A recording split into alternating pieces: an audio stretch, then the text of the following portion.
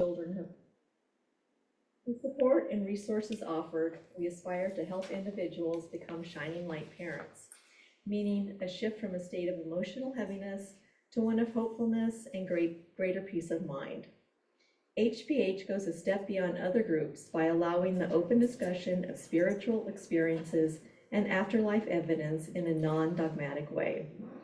HPH affiliate groups welcome everyone, regardless of religious or non-religious background, and encourage open dialogue. Attendance at this meeting is voluntary.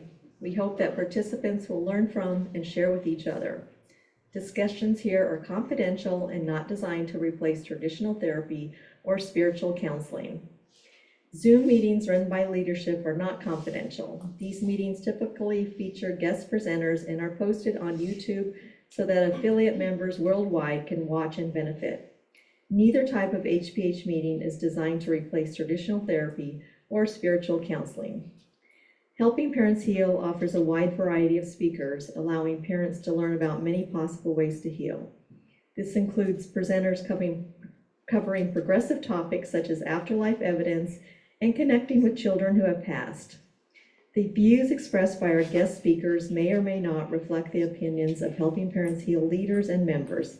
So we ask that you take from their presentations whatever may benefit you personally. Wow. Electronic applause. So anyway, that was perfect. You would think that she's done this hundreds of times, which I guess you have, huh? So anyway, I'm just going to first of all introduce Lynn's husband, Jeff, who I have known about as long as both of our journeys towards healing have been happening. So Jeff is amazing. He's also a board member of Helping Parents Heal, and he and Lynn are close friends of ours. And I am so grateful that he's going to be sharing with you. And of course, I know that you're all waiting for Fara as well. We're going to be having Fara come on to be singing with Jeff a little bit later. But right now, let me go ahead and read about Jeff. It's a very short bio. Jeff is an HPH board member. He and his wife, Lynn's son, Devon, passed due to a random act of violence in November of 2009 and became early members of Helping Parents Heal.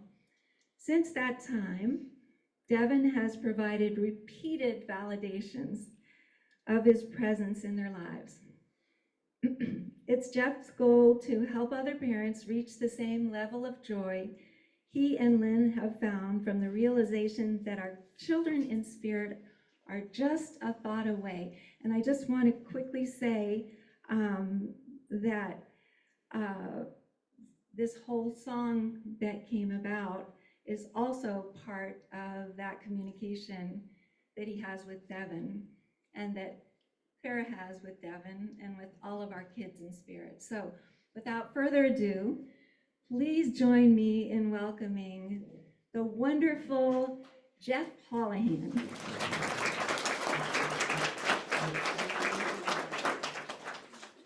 Thank you, dear. Here, do you want this or do you want this stand? I'll try this.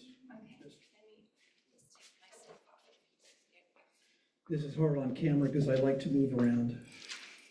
That's probably not going to happen.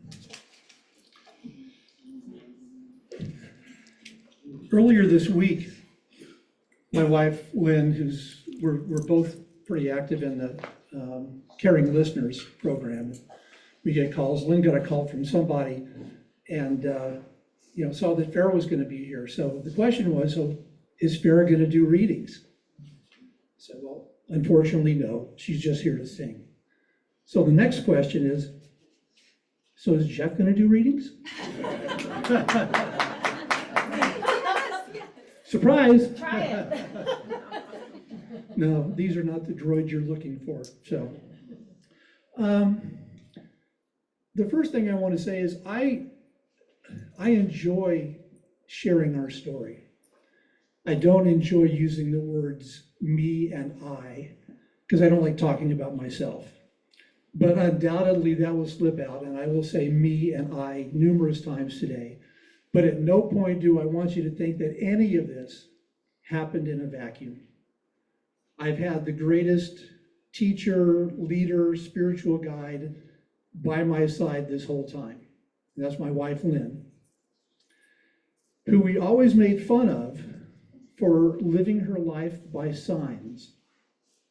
And I think the first time that I actually started to pay attention is that Lynn and her daughter Kelsey were contemplating going on a cruise. This is probably back in 2007 or so. And couldn't make up their minds.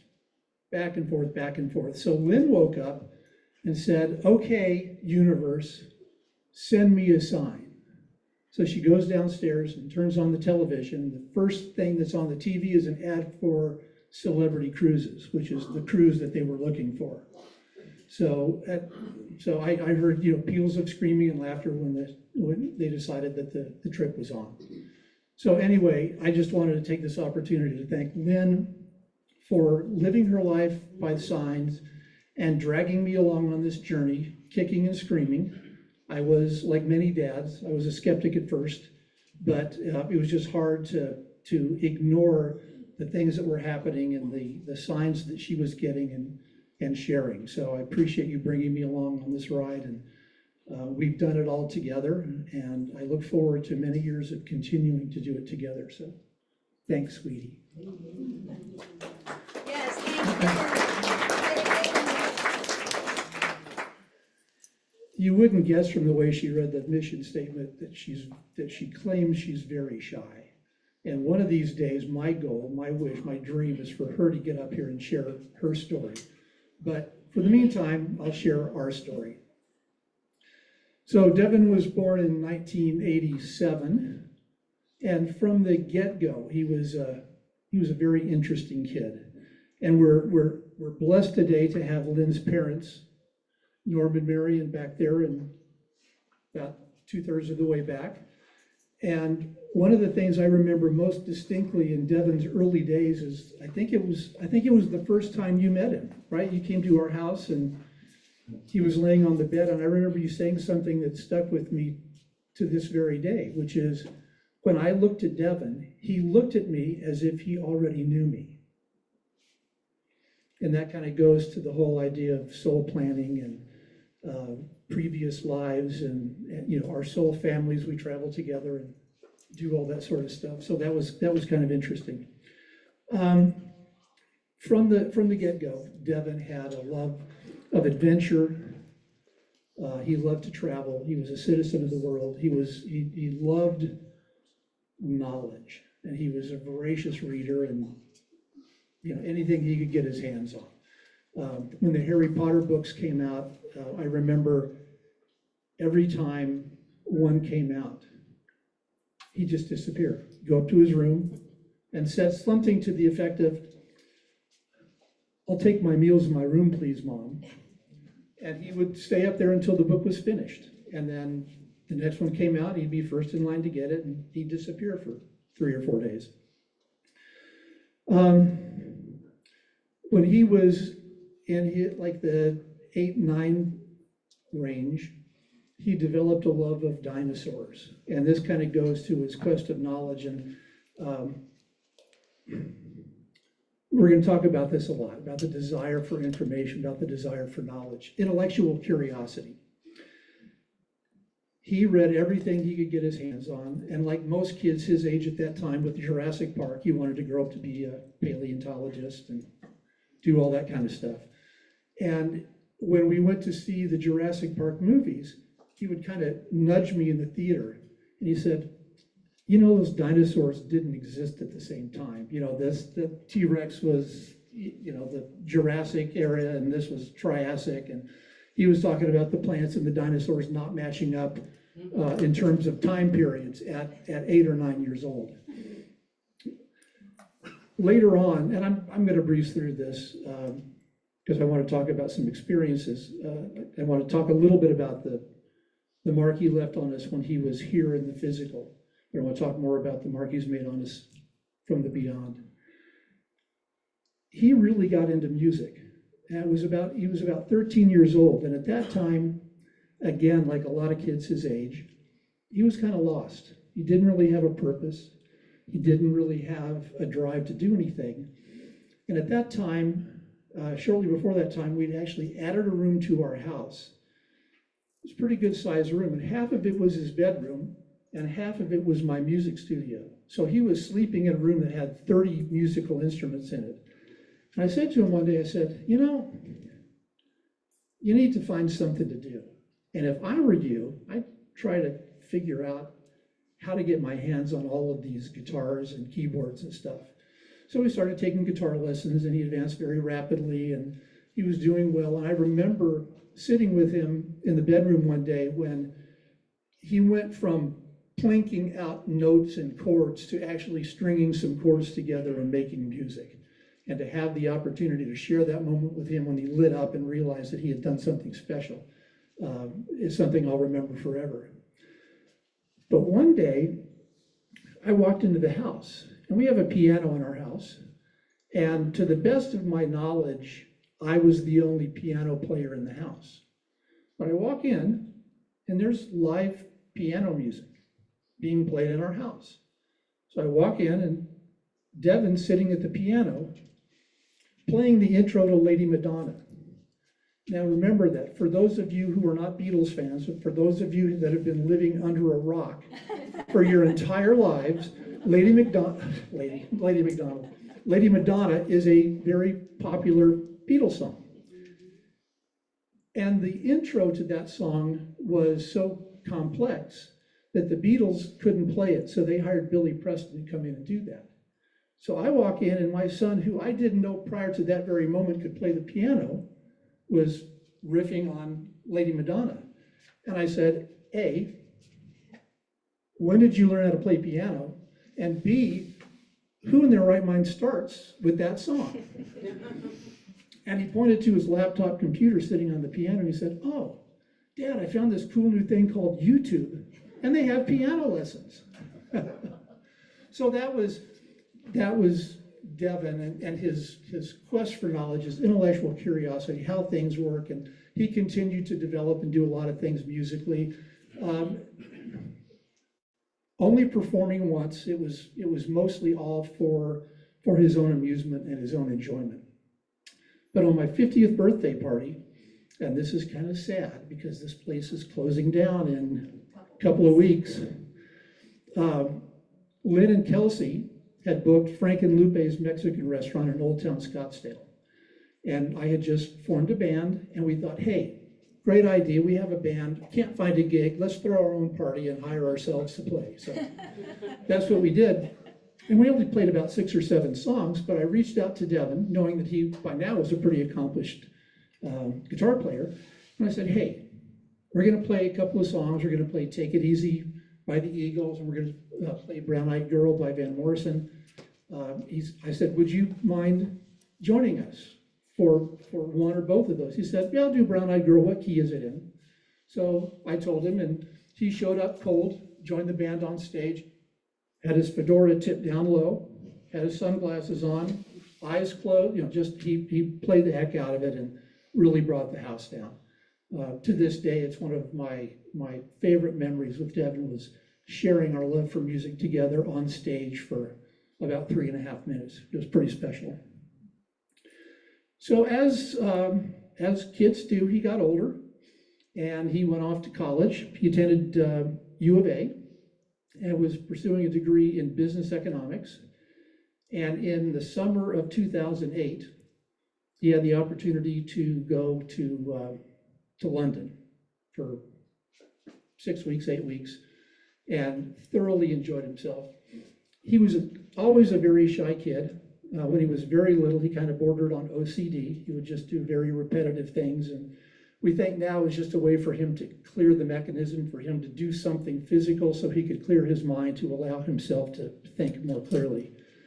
But in this internship, he had the opportunity to connect with a lot of things going on in London, including a trip to the famous Abbey Road studio where the Beatles recorded Lady Madonna.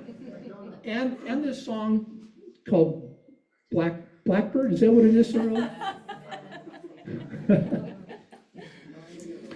And it's funny, as I look at my notes here, as we get down here to share a recent story, it's words, blackbird, words, blackbird, words, blackbird. I was curious, so I walked around our house today. 65 blackbirds in our house. But Mower and Hilda were just there last night. It wasn't too creepy, was it? Okay. So 65 blackbirds, but in a very tasteful manner. So he went to London, and at that point, Lynn and I really saw a growth in him. He became more confident, more sure of himself. He became more outgoing. He became a better friend.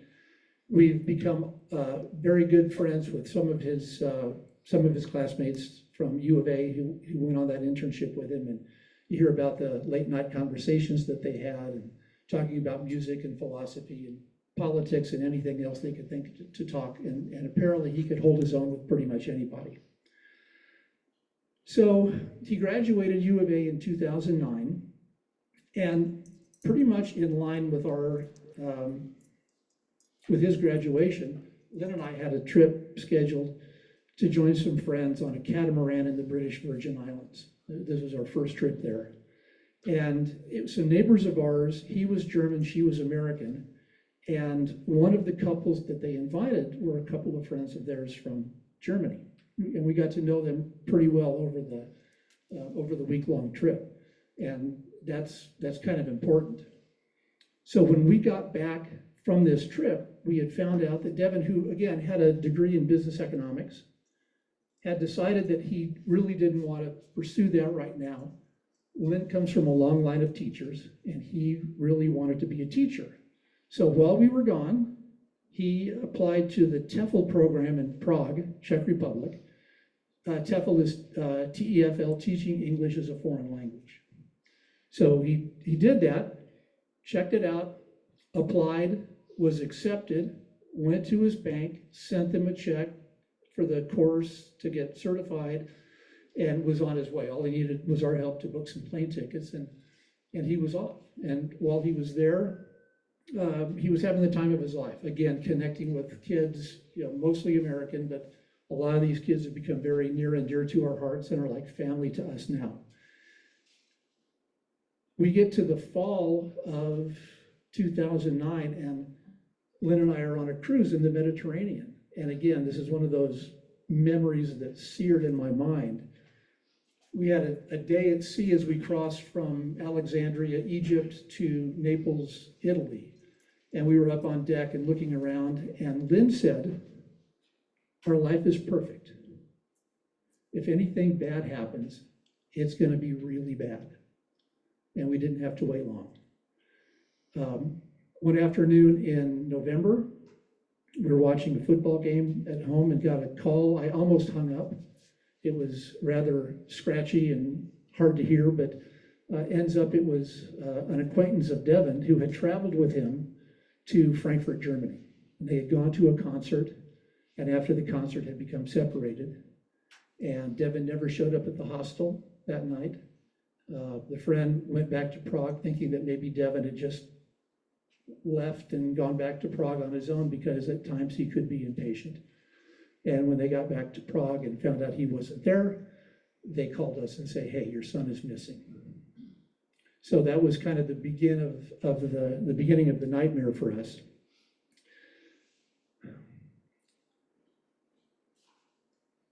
We talked to our neighbors behind us.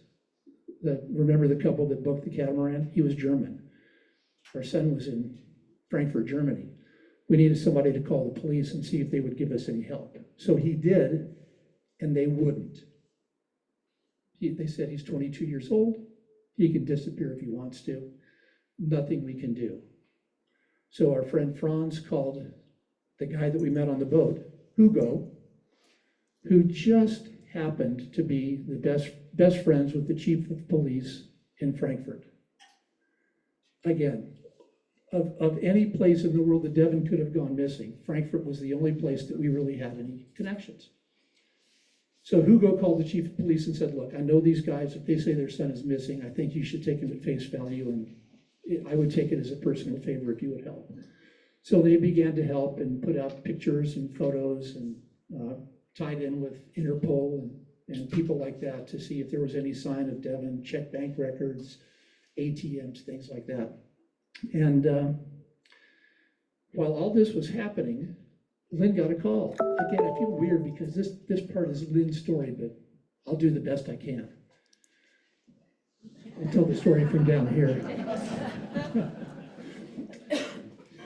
So a couple of days after Devon went missing, Lynn got a call from a gal named Deborah Martin.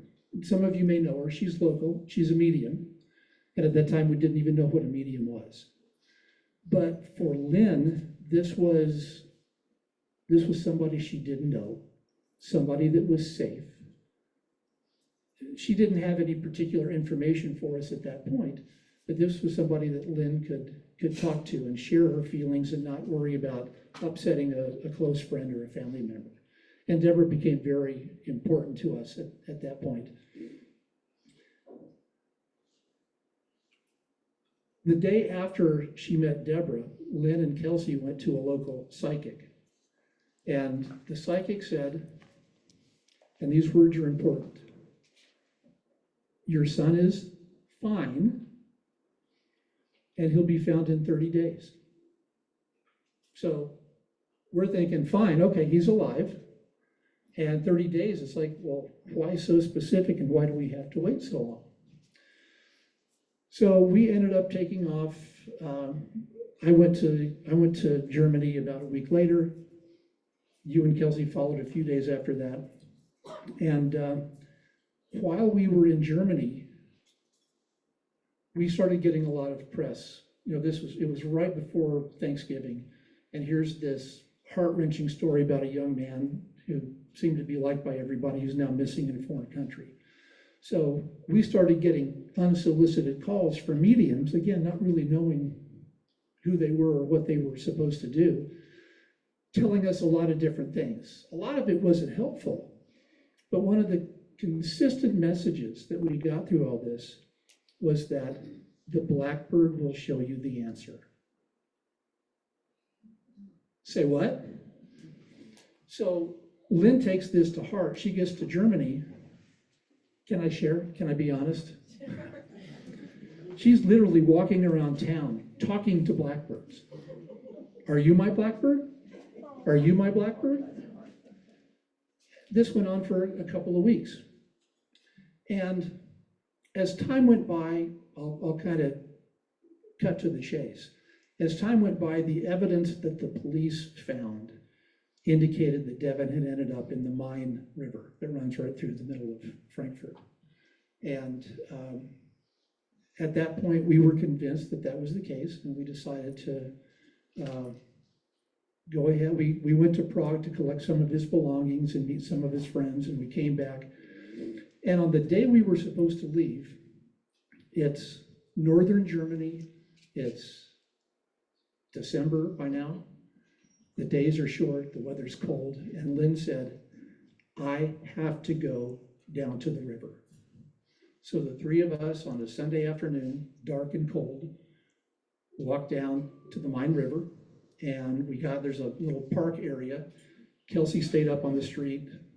Lynn and I went down to the park, and as we were there, a raven flew down. And we were probably as far apart as we are now, probably 15 feet or so, and the raven landed right between us. And it was looking at Lynn.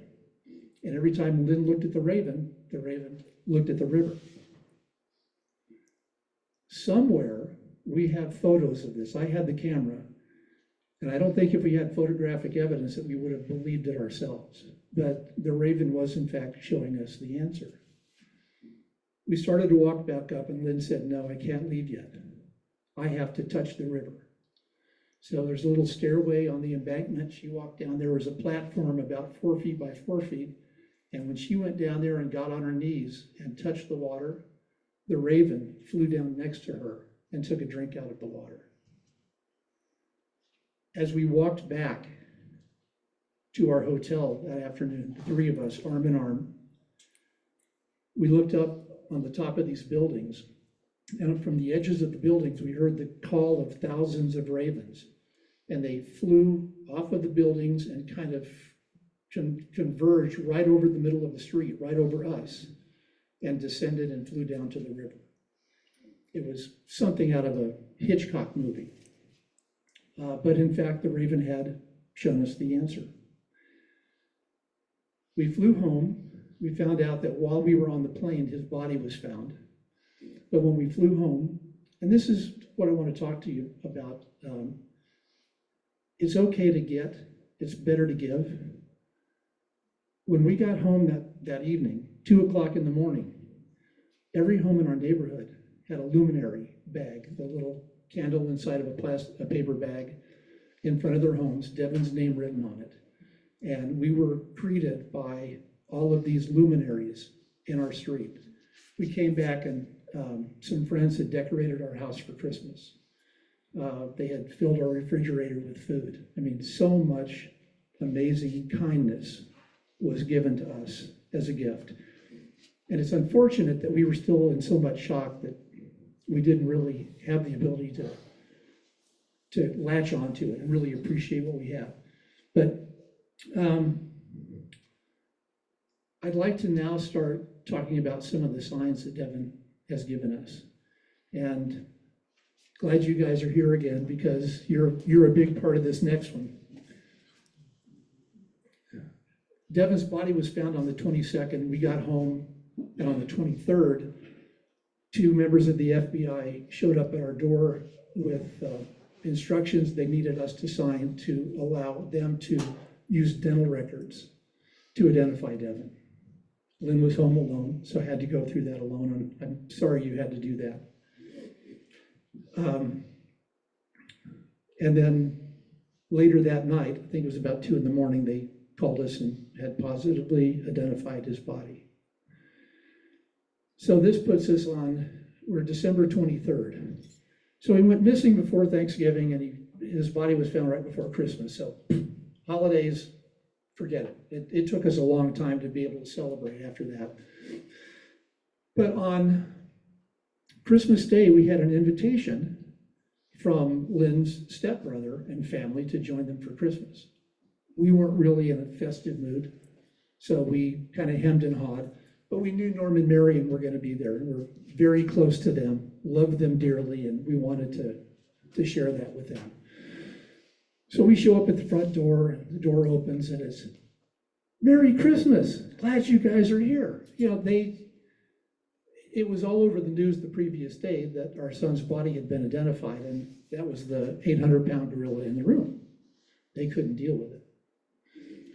So we suffered through a very awkward dinner, and then after dessert, Lynn said, "Hey, Jeff, why don't you read that email that you got from Devon's instructor, the TEFL instructor in Prague?"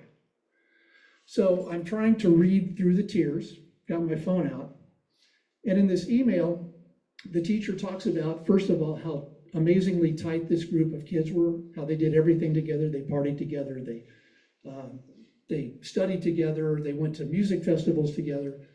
And then later on, she talked about the specific characteristics that Devon brought to the group, and all things that a parent would like to hear about how engaged he was and how funny he was and how well liked by the other classmates. And then she said, "And I don't know what your belief system is, but ever since I've been a young girl, when I've had a family member die, they come to me in a dream vision. And I wanted you to know that Devon came to me in a dream vision." And in this dream vision, she described Prague. The old town, the center of town, is a medieval village with cobblestone streets and minarets and castles and all kinds of stuff. And in this vision, she was in Prague during the Christmas markets, and she described the smell of the food and the snowflakes softly falling and the clip-clopping of the horses' hooves on the cobblestones and a crowd of people. And across the crowd, she saw Devon, and she described exactly what he was wearing. And she said they saw each other, they walked together, and she said, Devon, where have you been? Don't you know everybody's been looking for you? And he said, tell them that I'm fine, and I've been with them the whole time. Remember what the psychic said? When you find your son, he will be fine, and it'll take 30 days to find him. Exactly 30 days. And his first message is, tell them that I'm fine, and I've been with them the whole time. And you think that's the end of the story. Wrong. I'm weeping profusely, and I look across the table, and Lynn's mom, Marion, is sitting there with a very bizarre look on her face. And she says to her husband, Norm, he said, would you mind pulling out that letter that you got and read it? So he did. He pulls it out of his jacket pocket, he opens it up, and he had gotten a letter from his granddaughter who lives in San Diego. And nobody knew this. She had dream visions too. And she had a vision of Devon in a medieval city. She had not been to Prague, so she thought it was Spain. Cobblestone streets, snow softly falling, smell of the food, the clip-clop of the horses, the crowds and all. She saw Devon across the plaza amongst all the people. Describe what he was wearing to a T, exactly what the teacher had said. They came together. She said, Devon, where have you been? Don't you know everybody's looking for you? And he said, tell them I'm fine. At this point, she said, he teared up a little bit, but said, tell them I've been with them the whole time. Two things. Both of those letters were written on the same day. They were dated the same, so the same night. 12 time zones apart. When they had those visions, we were in the Christmas markets in Prague.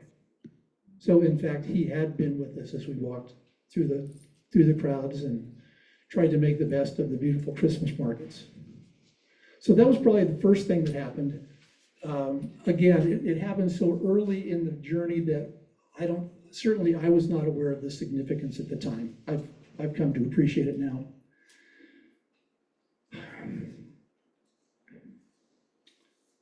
I'm going to skip this one. I need to start talking faster. I'll do a couple. Several years ago, probably six or 7 years ago, Lynn and I did a trip to the Northeast. I always wanted to see the colors and the change of the leaves and see that part of the country, and we did. And you can't make this stuff up. One afternoon after driving through Woodstock, did you know that every state in the Northeast has a city called Woodstock? There's only like 5 city names in all of those states, and they just keep reusing them. But we drove through Woodstock, Vermont, and ended up in a little town at a place called, you can't make this up, the Skunk Hollow Tavern. And the way we got there, Lynn was taking pictures. We were driving through windy roads. It's late in the afternoon, the sun's low, the light's perfect. We pass a gap. She sees a steeple in the distance and wants me to stop so she can take a picture. I believe up until that point, I had been very, very accommodating to you. But this time, it's getting dark. The light's kind of dim and the roads are windy, so I didn't want to stop and back up into oncoming traffic. So I said, well, let's just go to the church and see it in person. She said, I don't want to. I said, well, yeah, let's just check it out. I don't need to. Let's just go on by. But remember, I'm driving.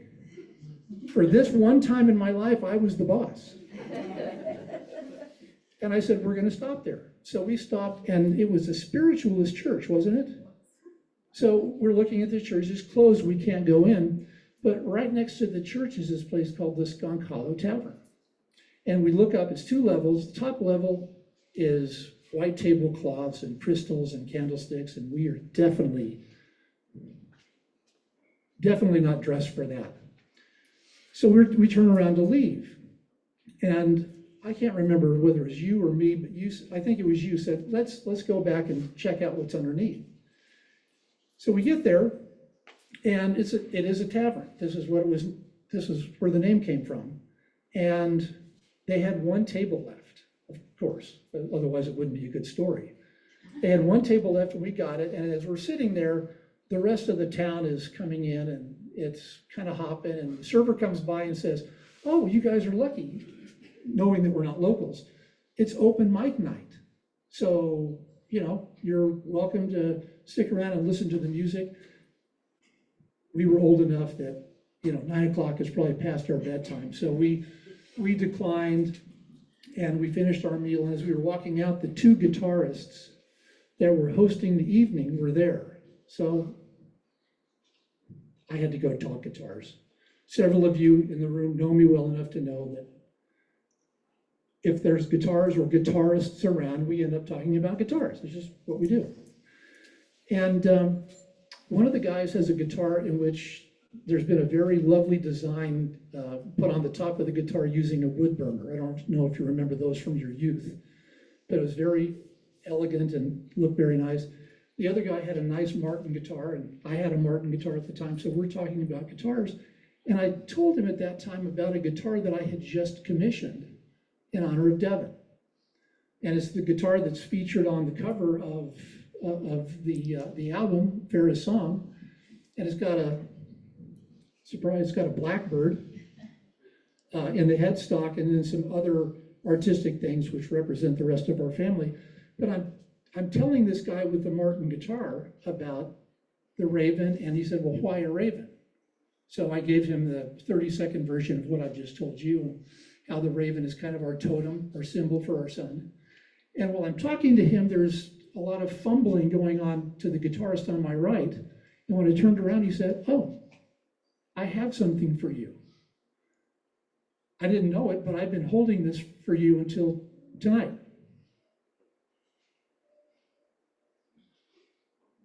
I'm sure you all can see that in the back. It's a cord with a raven's claw attached to it. Now, don't get any ideas because it's illegal to have these. It's kind of like eagle feathers and the like. But there was a local artist who actually legally borrowed different things from a local wildlife habitat and got permission to use them to make casts. So this is a bronze cast of a raven talon, which I thought was very cool. I don't know that I tried very hard, but I did try to say, that's very kind. But I said, no, I can get another one. Really, I do believe that I've been holding this for you. So another great validation from Devon. And because I refer to my spiritual journey as a series of spiritual 2x4s up the head, as we left the restaurant to go back to our Airbnb for the night, we got on the freeway, and it's dark. It's raining pretty good by now. Visibility is not great. And as we're driving down the right-hand road of the freeway, a Mercedes comes up next to us quickly and pulls right in front of us. That almost cut us off, almost like I was going to slam on the brakes and honk the horn, but I didn't, because very well lit in the middle of the rear end of that car was a license plate that was D527. Devon's birthday is May 27th. So again, just in case I didn't figure out that the claw was from Devon, he had to make sure that we knew that, yeah, it was really me, Mom and Dad. So I'm going to skip ahead to something that happened recently that's pretty magical. And Maor and Hilda, we talked about intellectual curiosity. Rick, you and I have talked about intellectual curiosity. And if any of you ever get a chance to sit on talk with Rick, please do it. The guy is a true Renaissance man. He's a musician, he's a photographer, he's an author, and good, I got him blushing. Filmmaker. Friend of Jeff and Lynn. Oh, that too, how could I forget? But in December, Lynn and I went to a concert at the Musical Instrument Museum. We saw a guitarist. I liked it. It was more my thing than Lynn's. She tolerated it. But the interesting that happened, and this is the part of my speech where Blackbird keeps showing up. So no, I'm not stuttering. This is just the way it goes. After the concert, the house lights come on and they start playing the song Blackbird by the Beatles. And we had been to a number of concerts at the Mint, and we don't remember any music being played after the concert, much less our very favorite song of all time. So that was nice. On her birthday, so a month later, we went to another concert with Sue and Jean, Sue Frederickson and her husband Jean, who unfortunately couldn't be here today. I wanted to share this with them. But we went to a concert, and this was Sue's call. It was a guy from the 60s, Peter Asher, who in his youth lived in London. His sister dated Paul McCartney. Are you beginning to see a theme here? So Paul used to show up to their house all the time. And then this other guy, John something or other, started coming along, John Lennon, and they would have dinner with the family. After dinner, Peter would go upstairs. John and Paul would go downstairs to the Asher family piano and compose what would be their earliest hits. And if they had something they liked, they would sprint upstairs and talk to Peter Asher and say, come down, you need to listen to this. So he got, first listened to Hard Days, Nights, and some of those songs. But anyway, this was Sue's crush when she was a girl. When she was 13 years old, like Peter Asher was as good as it got. So she's like this giddy schoolgirl watching all this, and it was a really, really fun concert. And it was Lynn's birthday. So not really too much for her to ask for Blackbird to make another appearance. So she asked Devon to have Blackbird show up. And after the concert, the house lights came up and no Blackbird. Devastated. She was devastated. After the concert, Peter Asher was signing his book. So we got in line with Sue to support her in her endeavor to meet her childhood crush. And we get in line, and Lynn turns around, a guy sidles in behind her, and there's a guy wearing a shirt. The shirt's got a blackbird right here, and in spiral lettering, blackbird singing in the dead of night, take these broken wings and learn to fly. She got her blackbird. But we ended up talking to this guy. It wasn't, hey, you wore a shirt. He wanted to know why the shirt was special to us. He had intellectual curiosity. So we started telling him about that. We had a great evening. Lynn and Sue both had on their moonstone necklaces. We end up sidling up to one of Peter Asher's band members, who also had a moonstone necklace on. Ends up that he plays in a lot of bands, backs up a lot of people, famous people that we've all heard of. And he was getting ready to leave to go to Florida to accompany a guy named Lawrence Juber, who used to play in Paul McCartney's band, Wings. He said, can I have your contact information? I said, well, sure. He said, okay, just check your texts in a few days. A few days later, I get a video clip of Lawrence Juber dedicating and playing Blackbird at a sound check for Devon.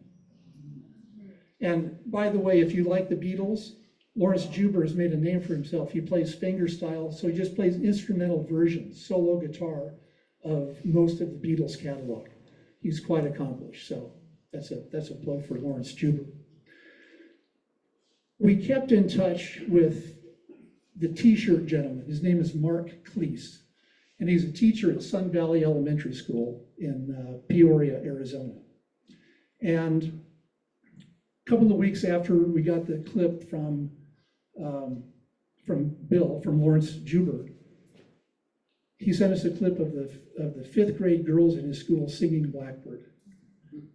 Mark puts every other Beatle fan I know to shame. you go to his classroom, he's got a whole corner that he's received gifts and tokens and trinkets with various Beatle memorabilia. So he's a huge fan. And we responded to that, said, that was great, thank you. He said, oh, by the way, what are you doing on May the 8th? Nothing now. What do you have in mind? He said, well, my 5th grade boys are performing and I'd like you guys to come out. So on May the 8th, we drove out to the west side of town. He said, call us when you get there. We called, no answer. So we didn't really know where we were supposed to go. So we walked to the entrance, and then this family comes along. This little kid is kind of bebopping along. I said, hey, are you going to the concert? And he said, well, yes, we are. So we walked down the hallway, and I called after this kid. I said, so do you know Mr. Cleese? And he said, oh, yeah, he's my teacher. And he said, he has some special guests coming tonight, which we thought was really cool. So we go to Mr. Cleese's classroom. We talk for a little bit. And then he escorts us into the theater, and we sit down just as his kids start. And they did like a 5-song Beatles medley. But on Blackbird, they introduced a soloist. It was Bentley. The kid that we met, of all the kids in the 5th grade, was the kid that was doing the solo on Blackbird.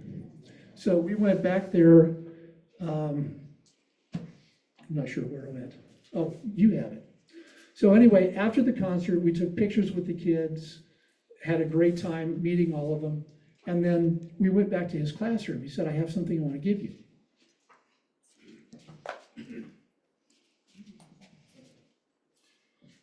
He had his kids make a book for us.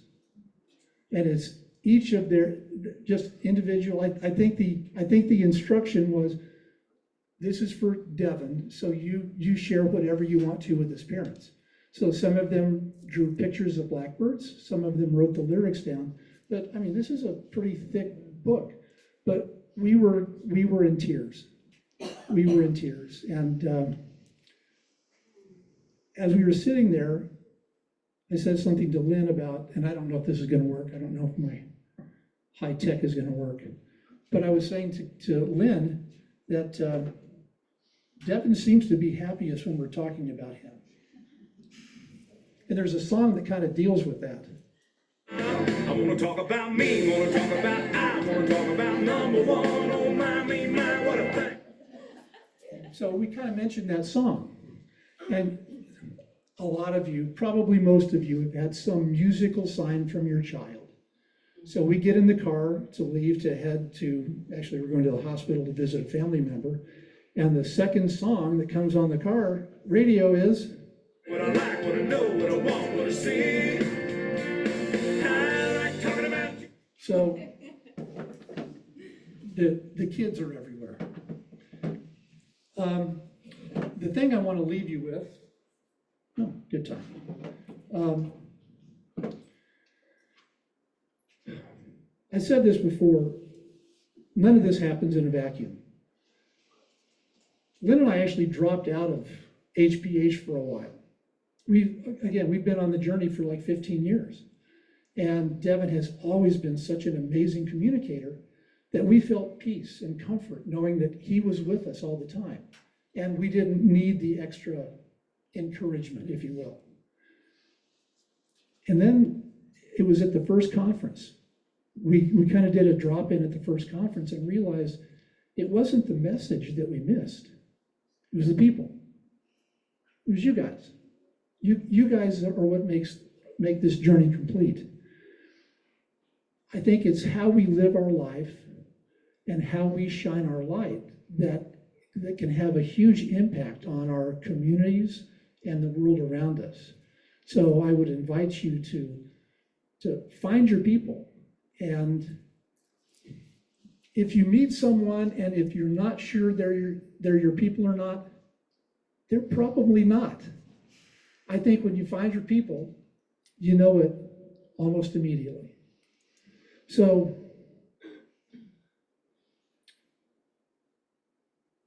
should I? Sure. All right. I'm going to do a song, but not the song that Elizabeth wants me to do, because I've got the microphone and she's not the boss for this very short moment in time. Don't worry, Fara, you're No, I know what this song is, and I'm so.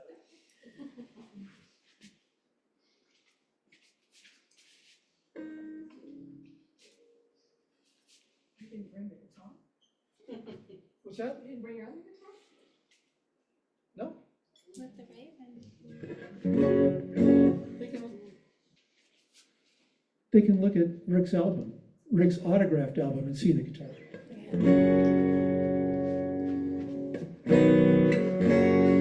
So, this song is called, surprisingly, Find Your People. And it's by Drew Holcomb and the Neighborhood. Whoops. No, not Toby Keith.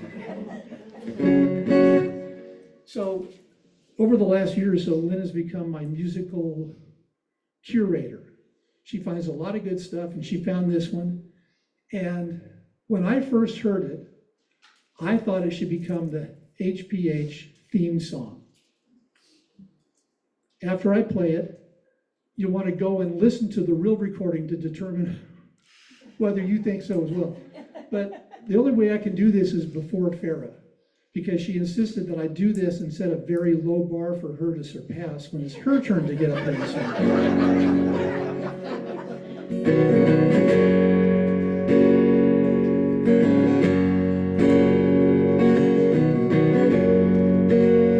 You gotta find your people, the ones that make you feel alright,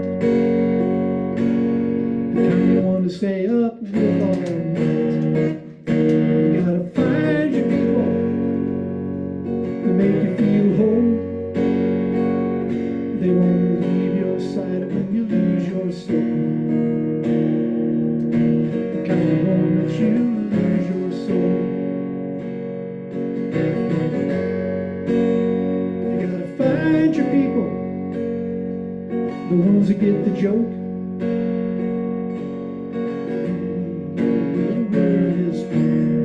You gotta find your people, put the needle in the groove. When you're together, you got nothing to prove. When you're together, you got nothing to lose. In a world full of strangers, you don't know who to trust. All you see is danger. You're trying to find what you lost. You can't go it alone. Everybody needs help. You gotta find your people when you find yourself. You gotta find your people that'll call your bluff. Ride along when the road is rough. You gotta find your people, the ones that make you feel equal. They pick you up and don't put you down. Help you find your way in the lost and found. A world full of strangers, you don't know who to trust. All you see is danger, trying to find what you lost. You can't go it alone, everybody needs help. You gotta find your people when you find yourself.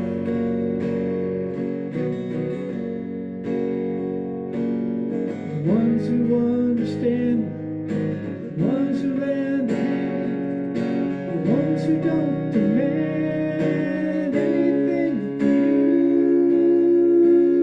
from you.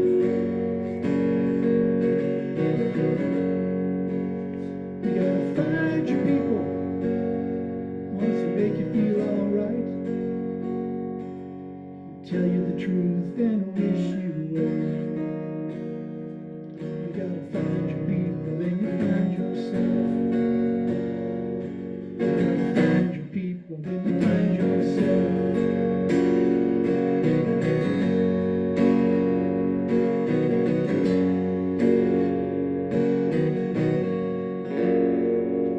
Thank you.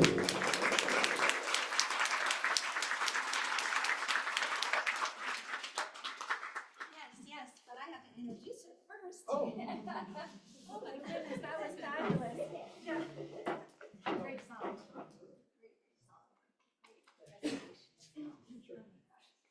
Okay, so for Fara,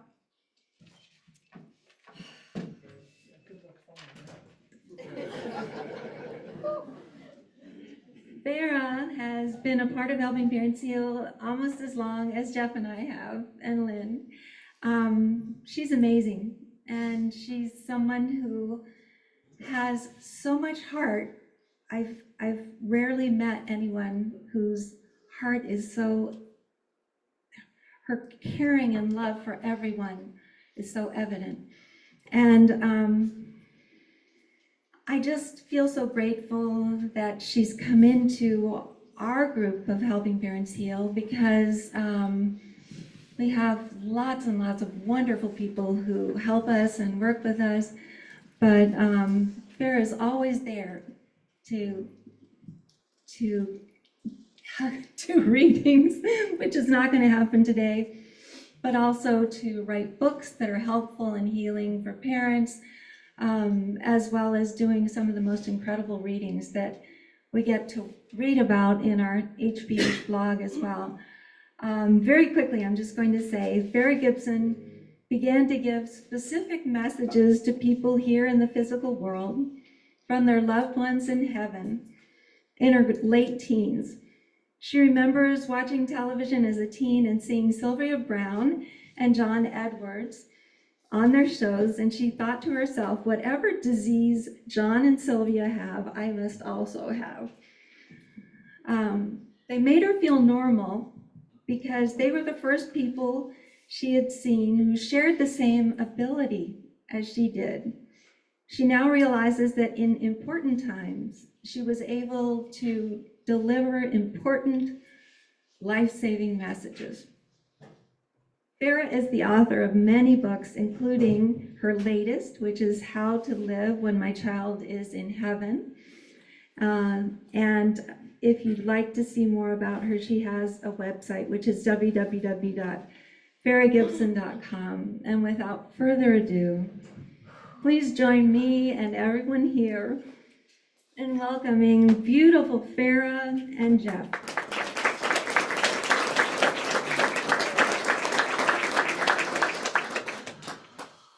Got this.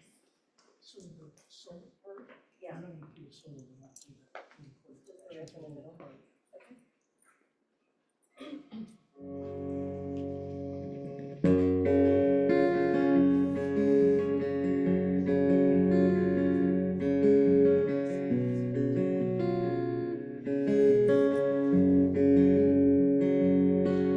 On the day I went to heaven, your life changed. All the things that seemed so simple just began to feel so strange. You never dreamed your life would go on without me. Living life without a child isn't how it's supposed to be. Every day you live in life with all the pain you have inside, I'm proud of you. And in the nighttime when you sleep, all my memories you keep inside your heart. We're not apart. Let me make one last request. Just live your life and do the best that you can do. For every day that you live on is a day that I'm not gone. I'm in your heart. We're not apart. I'm here with you.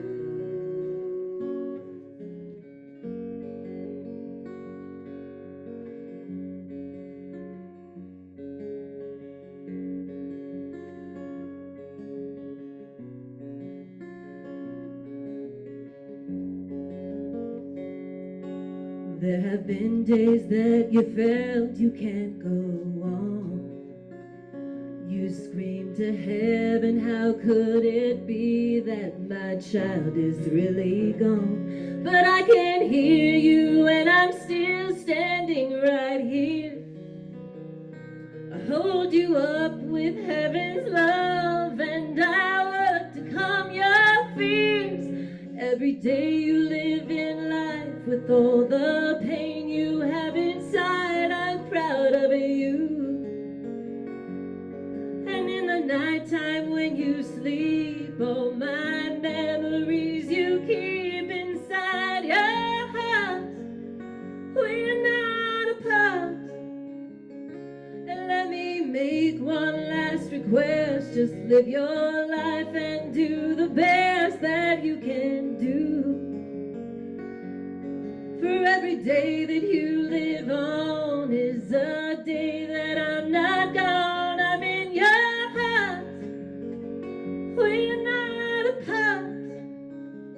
I'm here with you.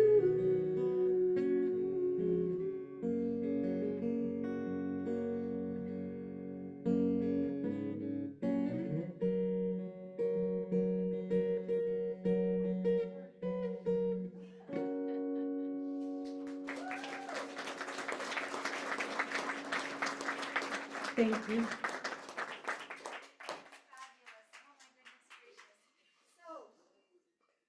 Let's see. First of all, before we finish, I would love to know if anyone has any questions, either for Jeff or for Fara, because Jeff's story was pretty incredible, and I'm sure that all of you have identified something in your own lives that keeps recurring, that your kids are sending to you. And for them, it's a raven. For us, it's a wildcat. There are so many different wonderful things and wonderful ways that our kids allow us to know that they're still right here. But also, I just want to, so first of all, if anybody has any questions, just raise your hand and you're welcome to ask questions. Yes? What do you do if there's never anything that's like consistently like a sign or something, like there's never anything that consistently shows up? I think it's very common in a grief journey for grief to really kind of place blocks in your vision. Those blocks are made of pure love. You can't apologize for that. You can't just get through it or get over it, right? So it doesn't mean that the signs aren't there. They're surrounding you every moment, all day long. If you're not seeing them, it's okay. That's just part of the journey in walking through your grief, and just trust that they're sending you those signs, trust that they're surrounding you with that love.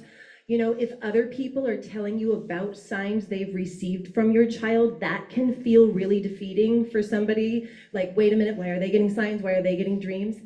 If your child or your loved one is getting messages to you through somebody else that saw a sign or that had that dream, please take that as a way that your child got to your heart through that person who's maybe in a different space than you are on your grief journey. But it's not that she's not sending those signs, Mama. You just haven't figured out which one to pick. And I don't like to limit them to one sign because they are limitless when it comes to sending signs. So I don't want to just say it's going to be a blackbird for you or just say it's going to be a butterfly. Just pay attention to your heart. And when you see something, anything in your day that pulls your thought to your child, in that instant, you're hearing your child in that moment say, I'm with you, and I brought your attention to that. So it may not be a butterfly every time. It may not be the normal everyday sign. I mean, who thinks of blackbirds as a sign, right, of this heavenly, beautiful sign, and how amazing is that story and that impact from that? So yeah, hopefully that answers your question. Thank you. She's got you surrounded, Mama. Any other questions before we continue? No Can questions? I Yes, just take please. a couple of minutes, because I Yes. did really forget something that was kind of integral to the song part. I was looking at my watch, and I was wondering if you were going to talk about it. Yes, okay. so Fara reached out to me through Elizabeth. Fara had this beautiful song. She had the words, she had the music. She needed somebody to accompany her. And Mark Ireland, I think, was an option, but he lives in Oregon. I'm local, so I got the call. So she sent me like a text that had her just singing the song. And I listened to it for a few days to try to see what spoke to me in terms of what I could come up with an accompaniment. Remember that part when I said it's really not about me, and what it is, it's not really about me.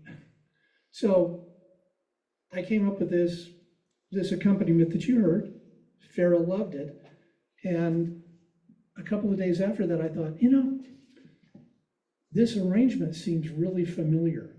So at night, if I get a musical idea, turn my camera phone on and take a little video of me playing something, because at my age, I know I won't remember it the next morning. I need all the help I can get. So I thought, this sounds familiar. So I went back like 3 weeks. This is before Fara called.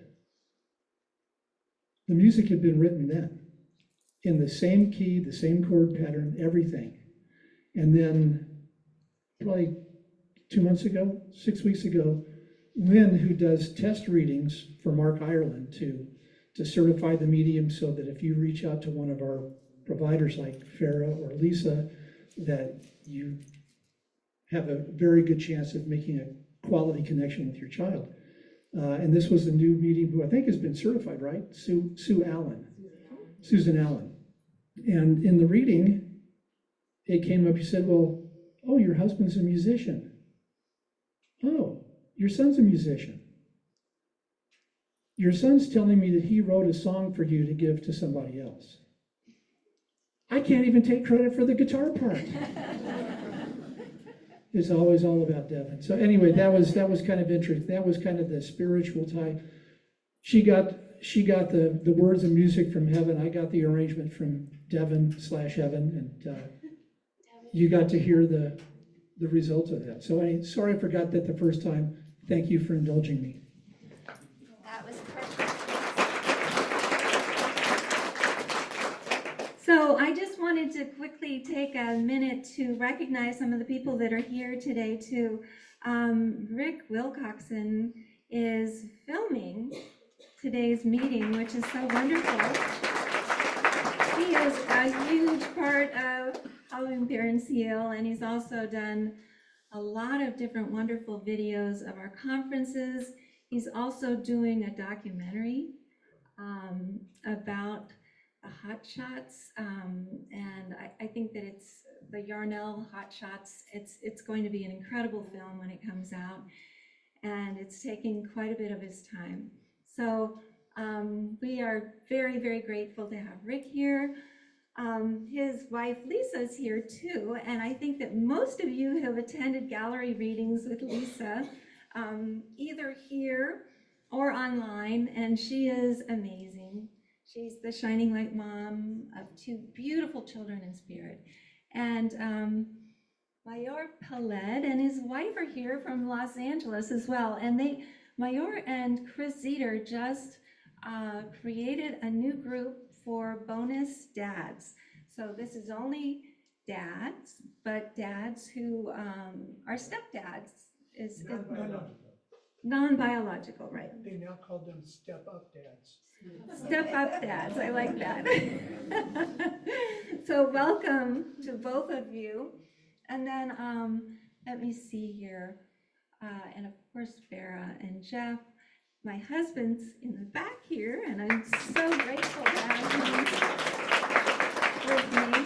And I'm sure a lot of you got to meet him at all of the conferences. And who else is an affiliate leader board member or, Lynn. Lynn is the head of the Caring Listeners, and she's also a huge part of Helping Parents Heal. So if you don't know Lynn yet, you should know her. And then, and Irene is online. Hi, Irene. Welcome. Well, that's exciting. So Irene Vuvalides, and then also Mary were you ever an affiliate leader in Philadelphia for a while? I just supported Michelle. Oh, okay, you supported Michelle. Anyway, she's from Philadelphia and she's here. So have I missed anybody else? Does anybody else see? So welcome, everyone. And what we normally do is to break into groups and to allow time for sharing. We have 2 people back here from our new group who are going to be helping, as well as Lisa, as well as Jeff and Lynn, as well as Fara. So how many groups is that? That's 5 groups so far. And then just figure out where you would like to go, put the chairs in a circle, and I will give everybody things to share with. So I'm really excited about this. Farah, can you stay? Can you stay? Yeah. Okay. I'm gonna run to the potty and then I'm gonna run potty and I'm gonna come. Yes, I'm in. Like she said before.